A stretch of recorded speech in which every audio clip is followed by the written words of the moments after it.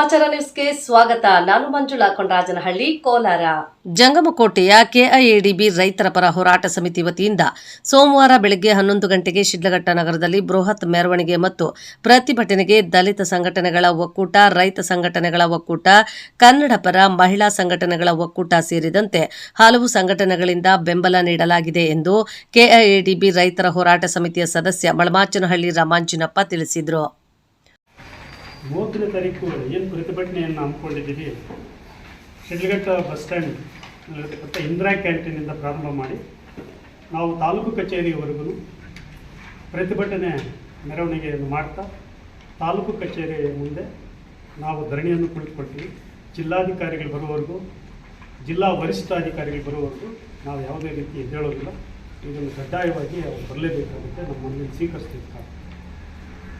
ಶಿಡ್ಲಘಟ್ಟ ತಾಲೂಕಿನ ಚಿಕ್ಕದಾಸರಹಳ್ಳಿ ಗ್ರಾಮದ ಶ್ರೀ ಬ್ಯಾಟರಾಯ ಸ್ವಾಮಿ ದೇವಾಲಯದ ಆವರಣದಲ್ಲಿ ಹಮ್ಮಿಕೊಂಡಿದ್ದ ಸುದ್ದಿಗೋಷ್ಠಿಯಲ್ಲಿ ಬೃಹತ್ ಪ್ರತಿಭಟನೆಯ ಕರಪತ್ರ ವಿತರಿಸಿ ಮಾತನಾಡಿದರು. ಈ ಪ್ರತಿಭಟನೆಯ ಅನಿವಾರ್ಯವಾಗಿದ್ದು, ಹೋರಾಟದ ಹೆಸರಿನಲ್ಲಿ ಕೆಐಎಡಿಬಿ ಪರ ಇರುವಂತಹ ರೈತರು ಮತ್ತು ದಲಿತರ ಮೇಲೆ ಕಾನೂನು ಕ್ರಮ ತೆಗೆದುಕೊಂಡು ದಬ್ಬಾಳಿಕೆ ಮತ್ತು ದೌರ್ಜನ್ಯ ನಡೆಸುತ್ತಿದ್ದಾರೆ. ಆ ದೌರ್ಜನ್ಯದ ವಿರುದ್ಧವಾಗಿ ನಮಗೆ ನ್ಯಾಯ ಬೇಕು. ಯಾರು ದೌರ್ಜನ್ಯ ಎಸಗುತ್ತಾರೋ ಅವರ ವಿರುದ್ಧ ಕಾನೂನು ಕ್ರಮ ಜರುಗಿಸಲು ಪೊಲೀಸ್ ಇಲಾಖೆ ಸಂಪೂರ್ಣ ವಿಫಲವಾಗಿದೆ ಎಂದು ತಿಳಿಸಿದರು. ಸರ್ಕಾರ ಕೈಗಾರಿಕೆಗಳು ಮಾಡೋದನ್ನ ನೀವು ತಡೆ ಹಿಡಿತೀರಲ್ಲ, ನೀವೇನಾದರೂ ಉದ್ಯೋಗ ಸೃಷ್ಟಿ ಮಾಡ್ತೀರಾ? ಅದು ನೀವು ಇದನ್ನು ತಡೆಯಲಿಕ್ಕೆ ಯಾಕೆ ಪ್ರಯತ್ನ ಪಡ್ತಿದ್ದೀರಾ? ನಿಮ್ಮ ಉದ್ದೇಶ ಏನು ಅಂತಕ್ಕಂಥದ್ದನ್ನ ಮಾಧ್ಯಮದ ಮೂಲಕ ಸ್ಪಷ್ಟೀಕರಣ ಕೊಡಬೇಕಾಗುತ್ತೆ.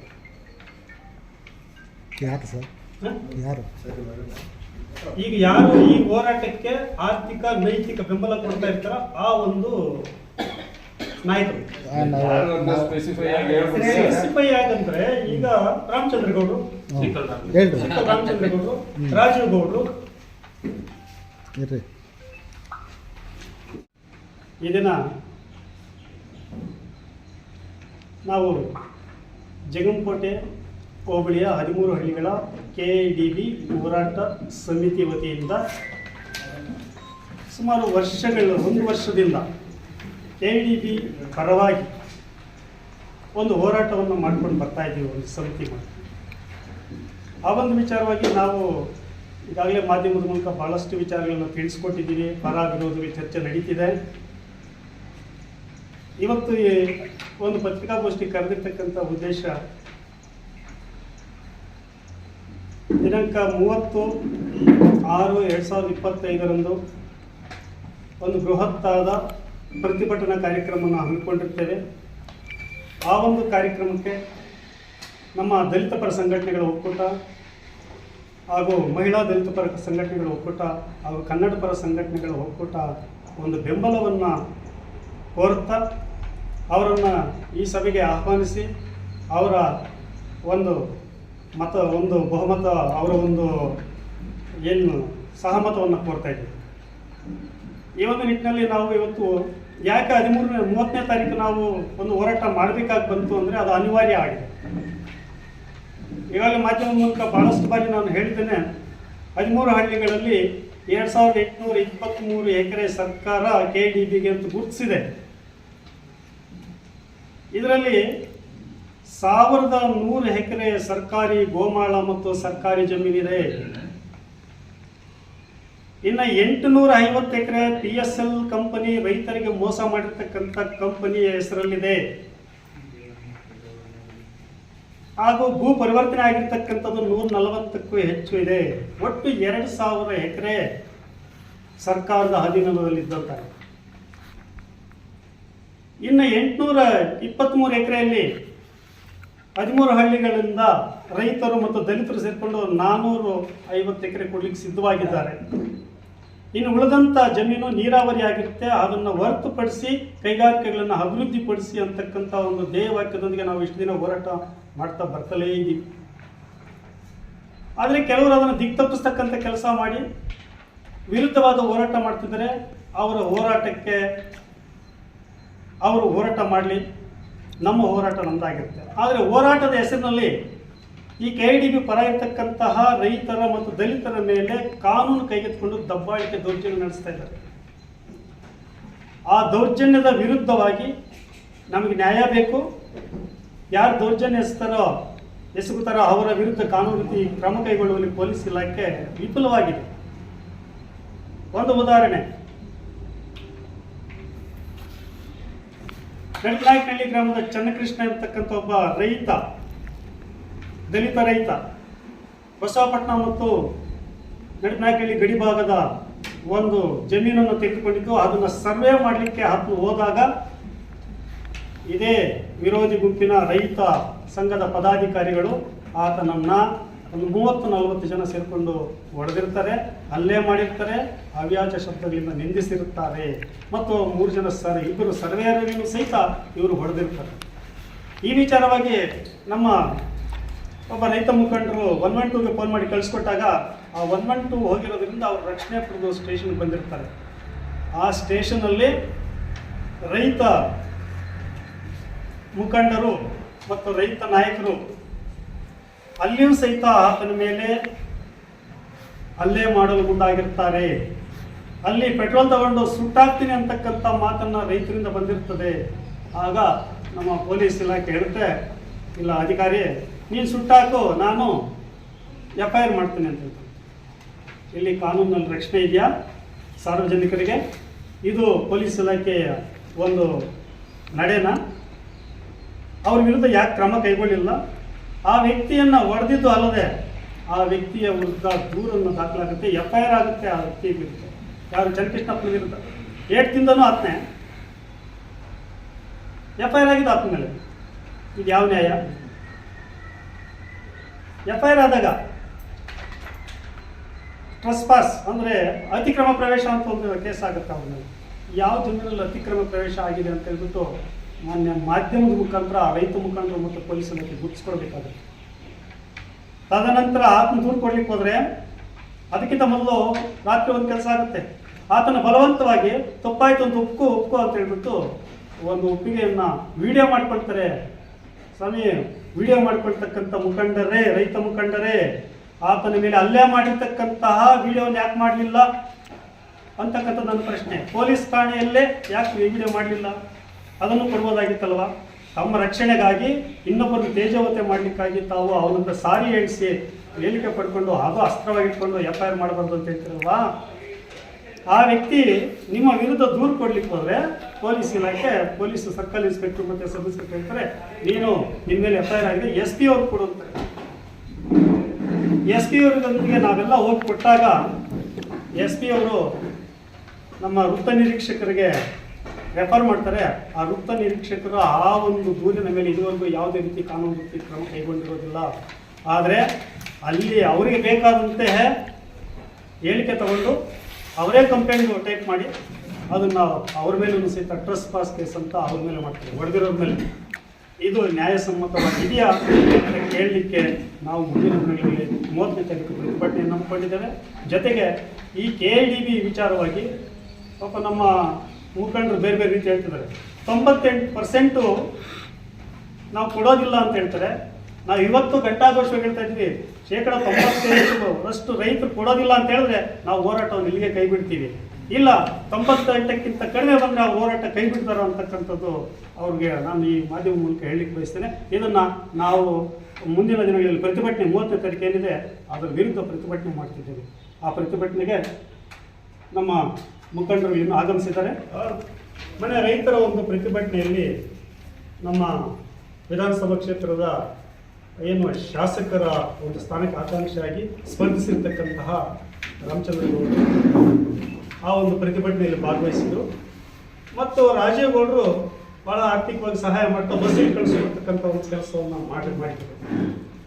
ನಾವು ಹೇಳೋದಿಷ್ಟೇ, ತಾವು ಚುನಾವಣೆ ನಿಂತಾಗ ಬಂದು ಭಾಷಣದಲ್ಲಿ ಯುವಕರಿಗೆ ಉದ್ಯೋಗವನ್ನು ಕೊಡ್ತೇವೆ, ಸೃಷ್ಟಿ ಮಾಡ್ತೇವೆ ನಾವು ಗೆದ್ದರೆ ಅಂತಕ್ಕಂಥ ಒಂದು ಆಶ್ವಾಸನೆಯನ್ನು ಕೊಟ್ಟಿದ್ರಿ.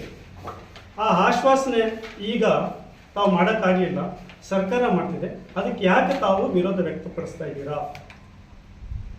ತಮ್ಮ ಉದ್ದೇಶ ಏನು? ಹಾಗಾದರೆ ನಿರುದ್ಯೋಗ ನಿವಾರಣೆ ಆಗ್ತಕ್ಕಂಥ ನಿಮ್ಗೆ ಇಷ್ಟ ಇಲ್ವಾ? ಇಲ್ಲ ನೀವೇ ಮಾಡ್ತೀರಾ ಅಥವಾ ಸರ್ಕಾರ ಮಾಡೋದಕ್ಕೆ ನೀವು ಯಾಕೆ ಅಡ್ಡಗಾಲಾಗ್ತಾ ಇದ್ದೀರಾ? ಸರ್ಕಾರವನ್ನು ತಡೆ ಹಿಡಿದು ನೀವು ಮಾಡ್ತೀರಾ?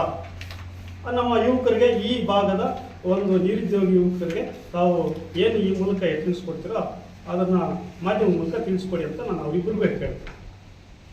ಜಿಲ್ಲಾ ಪ್ರಧಾನ ಕಾರ್ಯದರ್ಶಿ ಭಕ್ತರಹಳ್ಳಿ ಪ್ರತೀಶ್ ಮಾತನಾಡಿ, ಜಂಗಮಕೋಟೆ ಹೋಬಳಿಯ 13 ಹಳ್ಳಿಗಳಿಗೆ ಸೇರಿದ ಕೈಗಾರಿಕೀಕರಣಕ್ಕೆ ನೀರಾವರಿ ಭೂಮಿಯನ್ನು ಹೊರತುಪಡಿಸಿ ಉಳಿದ ಭೂಮಿಯಲ್ಲಿ ಕೈಗಾರಿಕೆಗಳನ್ನು ಸ್ಥಾಪಿಸಿ ಎಂದು ಮೊದಲಿನಿಂದಲೂ ಹೇಳುತ್ತಿದ್ದೇವೆ.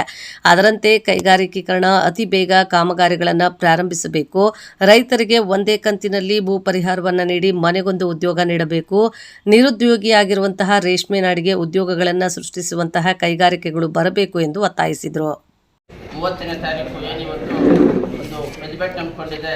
ಆ ಪ್ರತಿಭಟನೆಯ ಮೂಲ ಉದ್ದೇಶ ನಮ್ಮ ಶಿಡ್ಲಘಟ್ಟ ತಾಲೂಕು ಹಿಂದುಳಿದ ತಾಲೂಕಾಗಿದೆ. ಇವತ್ತು ಅನೇಕ ಹೋರಾಟಗಳು ಪ್ರತಿ ಚುನಾವಣೆಯಲ್ಲೂ ಕೂಡ ನಾವು ಏನು ಅಭ್ಯರ್ಥಿಗಳು ಬಂದ ಕೇಳೋದಿದೆ, ನೀವು ನಮ್ಮ ಭಾಗಕ್ಕೆ ಒಂದು ಕೈಗಾರಿಕೆ ಮಾಡಿಲ್ಲ, ನಮ್ಮ ತಾಲೂಕು ಅಭಿವೃದ್ಧಿ ಮಾಡಿಲ್ಲ ಅಂತೇಳಿ ಪ್ರತಿ ಬಾರಿಯೂ ಕೂಡ ಏನು ಅಭ್ಯರ್ಥಿಗಳು ಬಂದು ನಾವು ಕೇಳ್ತಕ್ಕಂಥ ಸಾಮಾನ್ಯವಾಗಿದೆ.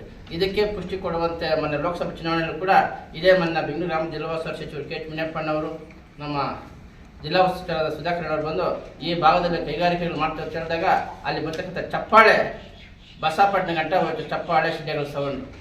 ಇವತ್ತು ಅದ್ರ ಪೂರ್ವಕವಾಗಿ ಇವತ್ತೇನು 2823 ಎಕರೆ ಸರ್ಕಾರ KDB ಮೂಲಕ ಒಂದು ಇಲ್ಲಿ ನಿರುದ್ಯೋಗಿ ಯುವಕರಿಗೆ ಉದ್ಯೋಗ ಕೊಡಬೇಕು ಅಂತೇಳಿ ಒಂದು ಏನೋ ಸ್ವತ್ತೊಳೆಯನ್ನು ಹೊರಡಿಸಿದೆ.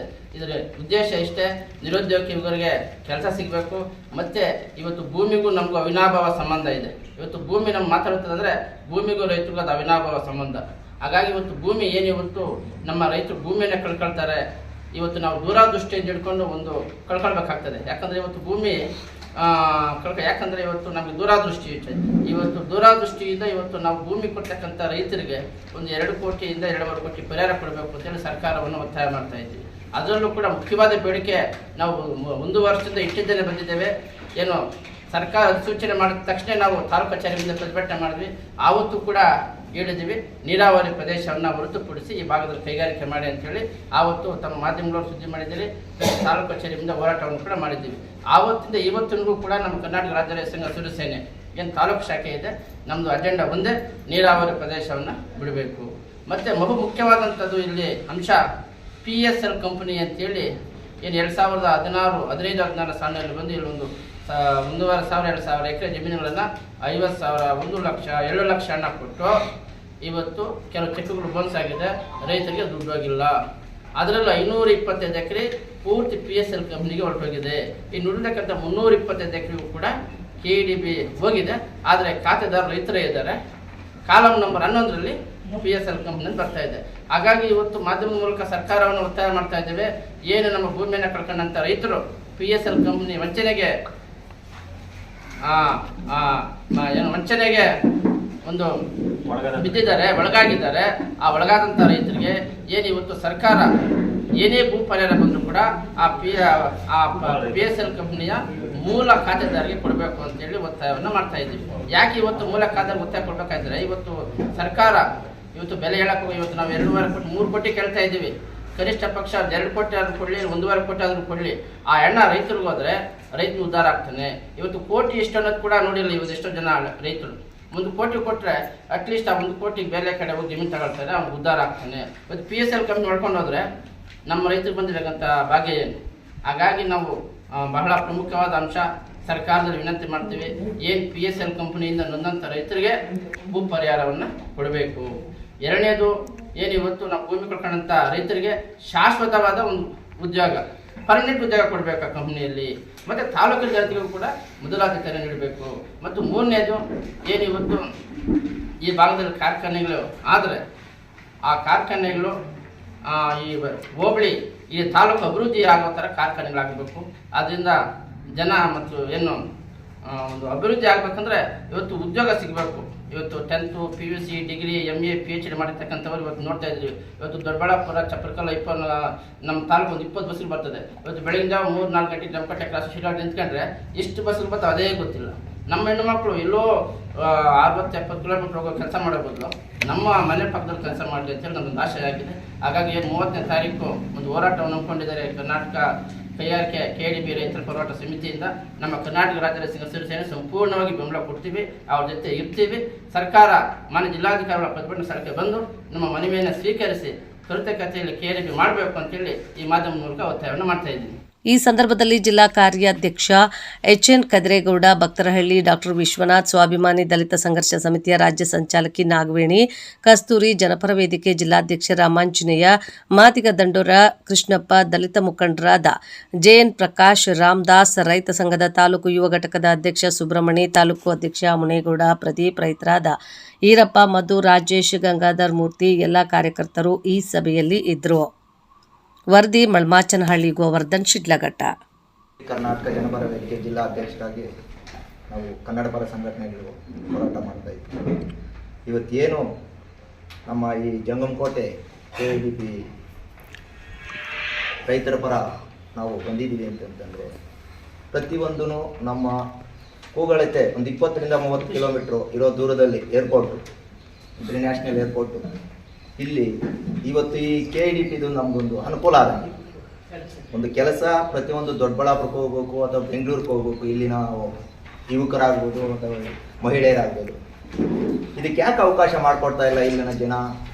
ಯಾಕೆ ಮುಂದಿನ ದಿನಗಳಲ್ಲಿ ಬೇರೆ ತಾಲೂಕುಗಳಿಗೆ, ಬೇರೆ ಜಿಲ್ಲೆಗಳಿಗೆ ಹೋಗಿ ಕೆಲಸ ಮಾಡುವಂಥ ಅನಿವಾರ್ಯ ಆಗಿಬಿಟ್ಟೈತೆ. ಇದೊಂದು ಕಂಪನಿ ಅನ್ನೋದಕ್ಕಿಂತ ಇಂಪಾರ್ಟೆಂಟು. ಇದಕ್ಕೆ ನಾವೆಲ್ಲ ಕನ್ನಡ ಪರ ಸಂಘಟನೆಗಳು ಒಗ್ಗೂಡಿ ಮಾತಾಡಿ ಎಲ್ಲರೂ ಇದಕ್ಕೆ ಕೈ ಜೋಡಿಸ್ತಾ ಇದ್ವಿ. ತಾವೂ ಬರಬೇಕು, ನಮ್ಮ ಕನ್ನಡ ಪರ ಸಂಘಟನೆಗಳು ಎಲ್ಲ ಬಂದು ಇದಕ್ಕೆ ಕೈ ಜೋಡಿಸಿ 30ನೇ ತಾರೀಕು ನಾವು ಇದಕ್ಕೆ ಬೆಂಬಲ ಕೊಡ್ತಾ ಇದ್ದೀವಿ. ಬಾಬಾ ಸಾಹೇಬ್ ಅಂಬೇಡ್ಕರ್ ಬಗ್ಗೆ ಯಾವಾಗ ಅವರು ಬೇರೆ ಥರ ಮಾತಾಡಿದ್ರು, ನಾವು ಬಾಬಾ ಸಾಹೇಬ್ ಅಂಬೇಡ್ಕರ್ ರಕ್ತದ ಕುಡಿಗಳಾಗಿರ್ತಕ್ಕಂಥವ್ರು. ನಾವು ಬಾಬಾ ಸಾಹೇಬ್ ಅಂಬೇಡ್ಕರ್ ಬಗ್ಗೆ ಯಾರು ಮಾತಾಡಿದ್ರು ಸಹ KIDP ಪರವಾಗಿರ್ತಕ್ಕಂಥವ್ರಾಗಲಿ, KIDP ವಿರುದ್ಧ ಮಾತಾಡ್ತಾರೆ. ಯಾರೇ ಅಂಬೇಡ್ಕರ್ ಬಗ್ಗೆ ಮಾತಾಡಿದ್ರೆ ಅವ್ರ ವಿರುದ್ಧವಾಗಿ ನಾವು ದೊರೆಯುತ್ತೆ ನಾವು ಹೇಳಿದ್ವಿ ಸರ್. ಏನು ದೇವನಹಳ್ಳಿ ತಾಲೂಕಲ್ಲಿ ಆ 13ಹಳ್ಳಿ ಏನು ಹೋಗಿದ್ದು KIDP ಪರವಾಗಿರ್ತಕ್ಕಂಥವ್ರು ಪ್ರತಿಯೊಬ್ಬರಲ್ಲಿ ಜಮೀನು ಕೊಡಕ್ಕೆ ಅಲ್ಲಿ ಯಾರು ರೆಡಿ ಇಲ್ಲ. ಆದ್ರೆ ನಮ್ಮ ತಾಲೂಕಲ್ಲಿರ್ತಕ್ಕಂಥ KIDP 13ಹಳ್ಳಿ ಅವರು ರೈತರಾಗಿರ್ಬೋದು, ದಲಿತರಾಗಿರ್ಬೋದು ಕೊಡಕ್ಕೆ ಜಮೀನು ರೆಡಿ ಇದ್ದಾರೆ. ಇಲ್ಲಿ ಯಾರು ಬಲವಂತ ಮಾಡ್ತಾ ಇಲ್ಲ.